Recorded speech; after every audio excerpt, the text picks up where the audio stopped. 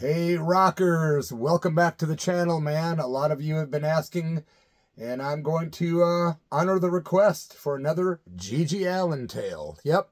Special thanks goes out to my friend Angel Ledesma in Wheeling, Illinois, Chicago area. Please check out his channel, man. He's done some pretty good chats with yours truly, and we have covered some stuff about Gigi on some of those interviews. You can find those interviews at his channel on YouTube, and it's called As We Go Along with Angel. Do me a favor and subscribe to that channel and subscribe to my channel, and I appreciate each and every one of you. If you like the story at the end, leave a thumbs up or a like and a comment if you want, man. All right, we're going to go back to Chicago, another infamous Gigi Allen show when he was fronting a band called The Toilet Rockers. This is my disclaimer. If you guys are easily triggered, if you're not into shock rock, if you're not into gross stuff or violent kind of crazy rock and roll stuff, you might not dig this video. And I'm not trying to scare off anybody, just trying to give the disclaimer. You know, the bottom line is some people in life are closed-minded assholes, and I guess I'm just an open-minded asshole. Meaning I like everything from AC/DC to Gigi Allen. And just about any kind of rock and roll in between. Punk, metal, all the good stuff, and some of the crazy stuff. So here we go. Back to the year 1989, May the 13th at Medusas. Remember Medusas in Chicago? I did hear it was closed down because of COVID and all that good stuff. But Gigi performed there with a band he had for a bit called the Toilet Rockers. This was after the infamous bust and show in Milwaukee at the Odd Rock Cafe. Gigi was getting ready to go to court. He was going through all that stuff, but he was playing Chicago. He was even on WLUP radio, The Loop, and they tried to get him in the studio, but they were afraid he was going to cuss. They were just, you know, corporate radio guys, Jonathan Brandmeier and those dudes in Chicago. They wouldn't let Gigi in the studio, but those interviews, you can find one of the interviews that's complete on YouTube, and you can find the one where he's locked out of the studio, but they're still talking to him on the air, and that's also on YouTube. But, yeah, those are pretty infamous, man. The show that I went to, man, was $7 to get in to see Gigi Allen and the Toilet Rockers. I do not remember if there was an opening band or not. Just don't know. I do have some very distinct memories from this show, and I also did some research a few minutes ago, watching some videos, reading some articles, looking at photos, and it totally jogged my memory. I used to have a lot of photos from this show, but they burned back in 2020 in the Alameda fires with a lot of my other stuff. When Gigi was on that radio show, WLUP, he was promoting the fact that this Medusa show was coming up, right? And he said some stuff like, we're going to get you people. We're going to have the bloodiest war because right now I have declared war on the underground. And he basically said on that show, my audience is my enemy. I hate my audience. That was funny when he actually said, I hate my audience. I mean, I've heard him say stuff like that before, but it's just funny to me that anyone would say that, you know. He comes out on stage. Unfortunately, I don't remember the first couple songs, and there's no videos out there that I could find. I do have the set list that he played that night, however. The first two songs that I don't really know about, that he did not do, that I can't, there's no video evidence, Outlaw, Scumfuck, and Bite It You Scum. Those are the two I'm not going to comment on because I couldn't even find videos of that stuff. But Gigi comes out on stage with his band, you know, full band, guitar, bass, drums, and himself on vocals. There's a packed crowd. I'd say at least 100 people, if not more. It was very dark in the club. Perfect environment for a Gigi show. Just kind of dark and creepy. The spotlight right on Gigi on stage. The band's playing, sounding decent, you know. And the crowd was pretty radical, man. They were all yelling. Half the people loved Gigi, and the other half were calling him names and yelling at him. And trust me, he didn't take it lightly, man. He would, you know, jump off the stage and inflict a little damage, if you will, when people did that to him. He'd never back down much. He was wearing his cutoff shorts. He had his long, scraggly hair. Didn't have a lot of facial hair. He didn't have, like, his full beard or anything. But he... yeah, he came out in rare form. He was definitely in a violent mood and not in a very good mood. I tried to look up who his band members were. I do know that Kevin Jr., rest in peace, was on guitar that night, of course, with the Toilet Rockers. He also played with bands, the Mystery Girls, the Rose Hips, the Chamber Strings, and he did depart this world, so rest in peace to Kevin Jr. I couldn't really figure out for sure the name of the bass player or the drummer, but when I looked it up online, it said Eric Mercier on bass and Greg Gonorrhea on drums. Could be completely wrong information. I'm not saying it's true, so I don't know the names of those guys unless those were the correct names I just named. It was a very interesting show in that the bass player of the band was really trying to kind of do what Gigi did. He was taking on the crowd verbally, throwing things at the crowd, yelling. It got pretty bad to where Gigi got very annoyed by it, and it was kind of annoying to watch the video and to be at that show to watch this dude. It's like, you're not Gigi, bro. No one's going to take the abuse that he gives people. But it was weird. I'll tell you more about that when I talk about the actual show. Beautiful Bert, the legendary rocker, Beautiful Bert was in the audience at this show. And that's one of my very distinct memories, which I'm going to get to. It was really funny, actually. Gigi got pretty bloody at this show. Yeah, he got pretty bloody. He was there was no crapping on stage and none of that stuff, but everything else that you would expect from a Gigi show happened at this show. The crowd, like I say, was egging him on big time. The set list, third song, which is also on video, was Blood for You, one of my very favorite Gigi tunes. The band were singing backups. That was cool. There was a lot of parts of the song where Gigi kept yelling, "Get high on me, get high on me." And he was like chanting that during the song as he was like laying on the stage.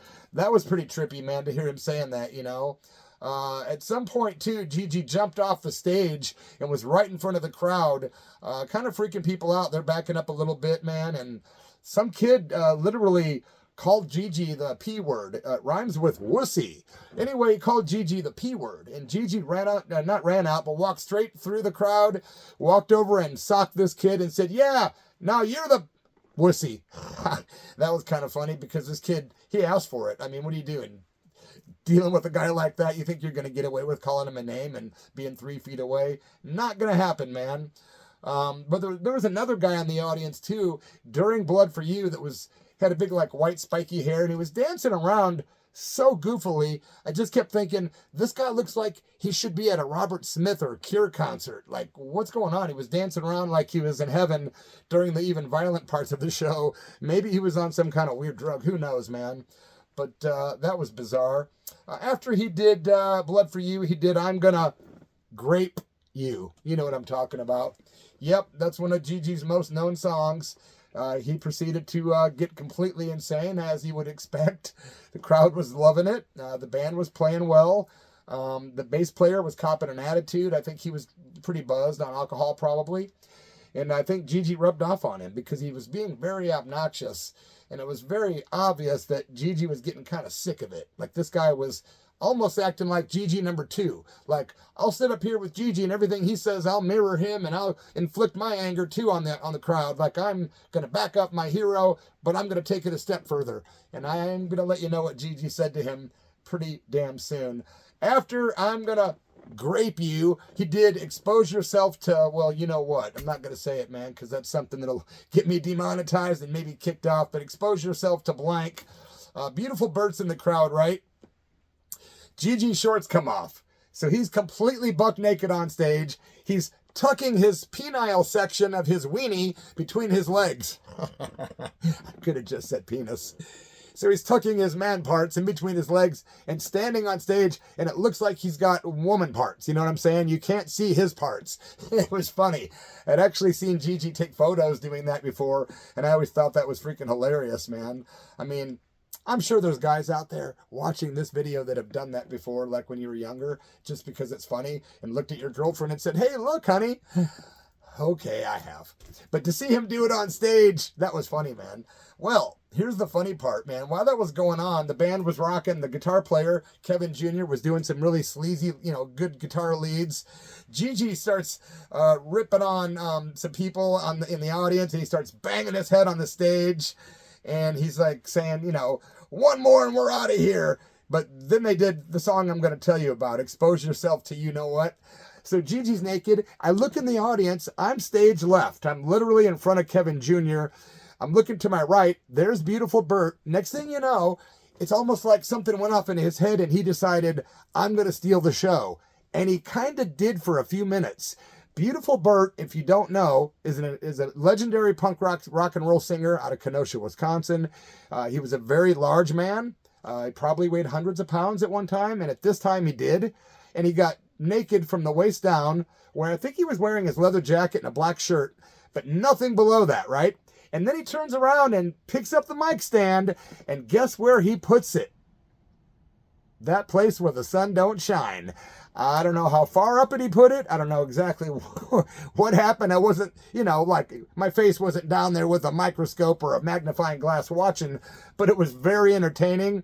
And I remember looking up on stage thinking, what's Gigi going to think about this guy doing this in the audience while he's on stage performing, knowing that this guy is a full-on spectacle? Well, Gigi watched Bert, and that's when he jumped off stage at one point and tried to really get crazy because he was realizing that Bert was kind of stealing the show. I'd never seen anything like it. How many people could go to a Gigi Allin show and steal the show? Beautiful Bert. It was kind of like this, though, man. Back in the 70s, I used to go to the fair, and I was a carny for a while in my early teens. I got stories coming about being a carny. There used to be things called freak shows. These days, it's politically incorrect to have those things. It's exploiting people and whatnot. But back in the day, they still had them. And I used to go to all of them as a kid in the 70s. And they'd have like a major tent with like one major like freak show act. And you could pay extra money and there'd be like a side tent when you're walking out. Like you could see the snake lady or the person swallowing swords or the bearded woman. So seeing Gigi on stage doing his crazy stuff and then seeing Bert down at the other end doing his thing, it was almost like it was the side freak show stage. It was like, pay a few more bucks and see this geek show happen. But hey, no disrespect to Bert. It was one of the funniest things I ever saw. And you got to give it to him for having the balls to do that, because Gigi definitely noticed. And I had photos and I wish I had them, but I don't. And I just can't believe beautiful Bert took it that far. But hey, man, you got to give it to him, man. You had these two legends in one room, both kind of competing to see who could outdo each other. And that was whack on Bert's part. But hey, got to give it to him, like I said, man. Last song of the night, before Gigi went into like a 20-minute rant on stage, and boy, do I have some good quotes. They did Hanging Out with Jim, Gigi's ode to his favorite drink, or one of them, Jim Beam whiskey. Yeah, they did Hanging Out with Jim. And then, there was all kinds of stuff I want to tell you. I made a lot of notes, right? Gigi was bruised. Gigi was bleeding. His eyes were bulging at parts of this show. He was dripping sweat. His hair was all long and ratty. He was jumping around. He was going into full-on convulsions. At one point, he fell off the stage and just went with it while Kevin Jr. was wailing on these cool-ass leads, with the band. Gigi got on his back at one point and was just flailing around. And then he finally said, "That's it, F you," and he gets his hat on, walks off stage. But then he comes back out after all these people in the crowd are yelling, "Where's Buzz?" and yelling stuff about Jonathan Brandmeier and all these DJs that were kind of, Gigi was very mad at him. He kept saying how they made fun of him on the radio and he thought they were a bunch of sissies and, worse words than that. So a lot of people in the crowd were yelling, "Where's Buzz? Where's Jonathan?" Things like that. Gigi comes back out on stage and beautiful Bert's bass player steps over to the mic. "Hey, man, that's beautiful Bert, man, from the Crotch Crickets or the Luscious Ones," or whatever band Bert was in at the time. And I don't think Gigi liked that very much because he came back out and he seemed like he was copping an attitude. And that bass player, man, he just kept kicking at people and yelling at people and acting all kind of like Gigi. But it wasn't working, man. Even watching the video, I was like, this is kind of ridiculous. And Gigi just started going on and on about Jonathan Brandmeier, how he could suck his you-know-what, and he was sick and tired of the Loop radio station going off. And then the bass player kicks over the mic stand, and then Gigi says some stuff like, "Yeah, give us $1 each, and we'll give you some more songs. We'll give you the best show of your life." Of course, no one was really coming up with money. I think a few people might have. But at one point, Gigi really got pissed off at his bass player. This guy wouldn't quit, man. And at one point he goes, "I don't need a Billy Graham beside me, man. I can effing handle it." And then that bass player guy storms off like he's mad, throwing a fit. but he returned, unfortunately, about 10 seconds later and went right back into it. That's why I think he must have been loaded on the booze, because when you're kind of blacked out drunk, you'll do stupid stuff and forget what you did 10 seconds later. So for him to have the balls to come back out there and do what he was doing, it was hilarious, man. Basically, there's some good stuff Gigi said on stage that night. He's like, yeah, Gigi came to town and ruined all your fun. I thought that was really funny. Then he's doing more of the old penis tucked between the legs thing, standing up there. At one point, after, being hateful to the audience, he actually was like, we love you. We really do. It was just funny. I don't know if he was just trying to get money or what was going on, but I think he was pretty 3 sheets to the wind as well. He just kept saying, we just want to eat, drink, and be merry. And he was griping about the $300 fee they were being paid from Medusas, and he said it should have been $400. So he was doing everything he could to get more money. And he did this countdown thing. He's like, I'm a man of my word. And he did this countdown thing where he kept counting down, giving people a certain amount of time to get him money to get some booze at the end of the night, or to get paid. And he kept saying, $20 more. Started the countdown, and he says, we got to hit the liquor store before 2. That's what time the Chicago liquor stores probably closed, and he was trying to scrape as much money together as he could. He is buck naked on stage, just wearing his hat and his boots and his dog collar. Somebody said something about Guns N' Roses. Gigi's like, someone said, Guns N' Roses is real headbanging music, and then Gigi went off. He bangs his head on the stage, and he said something about GNR not being headbanger music, and that was funny. And then he says, hey, you guys, where else are you going to come see the world's smallest dick? That was a good one too, man. The crowd was rowdy. Everyone was yelling all at once. There was like 100 people yelling different stuff at one time. I think I was even yelling at one time. It was hilarious, man. I heard Gigi at one point go, give me a lighter. And then he's standing on stage. Don't know why, but he starts lighting his pubic hair on fire. Yeah, but he was having a hard time because he was all wet. And he even said, give me a break, man. It's all wet. Give me a minute. And he just kept trying, and he finally succeeded. I'm like, the guy didn't even flinch at setting his own junk on fire. That was pretty crazy. Yeah, like my Germs band. Yeah, my Germs armband, man. I'm in the cult. Yeah. Anyway, back to Gigi, man. There's some more quotes I wrote down, guys. He says, give me $5,000 and I'll come back next Saturday and I'll blow my brains out. And I think he was serious, man. And then he starts going off about the president of Homestead Records, Gerard Cosley. He goes, if you take out Gerard Cosley, he didn't say take out, but he said, if you take out Gerard Cosley for me, I'll give you $5,000. So he was talking about Gerard Cosley and Homestead Records ripping him off. That was hilarious. And then at one point he actually said, my bass player pisses me off. Then he throws the mic stand into the crowd because somebody yelled something that he didn't like, or they laughed at him. That's what it was. And he threw the mic stand, and people just started griping at him all at once. And he's like, well, don't laugh at me. It was hilarious, man. But it went on forever, and then the show was over, The sound guy's on stage kind of grabbing his mics and tweaking stuff like, get out of here, you guys. This is nuts. But that bass player, man, if you know that guy's name, the guy that played bass for the Toilet Rockers and that specifically played at that Medusa show, leave his name in the comments below. Like I say, man, he was alternatingly annoying, but I also have to give him credit for having the balls to stand up there and keep doing what he did, to the point to where Gigi was literally like, I don't need you up here kind of thing. Listen, my friends, I wasn't planning on doing this video tonight. It's all because of my friend Angel in Chicago that I'm doing this story. I've got another one planned, though, that I'm getting ready to do soon. But my plan is to do 9 videos in the next 9 days. Today's the first of 10 videos in 10 days, okay? I'm going to try, but don't hold me to that because you never know what could happen, man, in life. But listen, I appreciate you guys checking out my channel, listening to my memories from this show. It was definitely intense. It was a show that I drove up from Peoria, Illinois, about 2.5 hours to see, and we ended up going out afterwards and getting smashed. And that's all I'll say, man. Hanging out with that crowd, man, you're almost guaranteed to have a blackout just about every single time. So anyway, there's my memories. There's my recollection. There's my research. My friends, have a good evening. Rest in peace, Crazy Gigi. And appreciate you guys for being here, man. Please subscribe. Rock and roll.